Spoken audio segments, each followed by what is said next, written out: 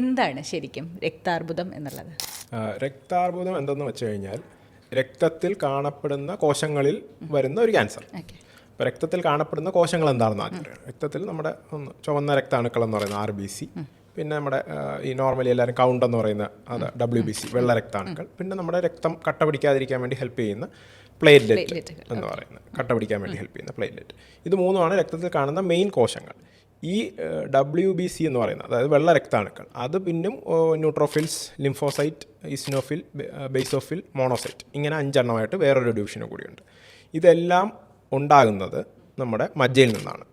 ഒരാൾ വലുതായി കഴിഞ്ഞ് കഴിഞ്ഞാൽ കൂടുതലും ഉണ്ടാകുന്നത് നമ്മുടെ ഇടുപ്പെല്ലിൽ നിന്നാണ്. കുട്ടിയായിരിക്കുമ്പോൾ ശരീരം മൊത്തത്തിൽ മജ്ജയിൽ നിന്ന് പ്രവർത്തനം വന്നിട്ട് വരാം.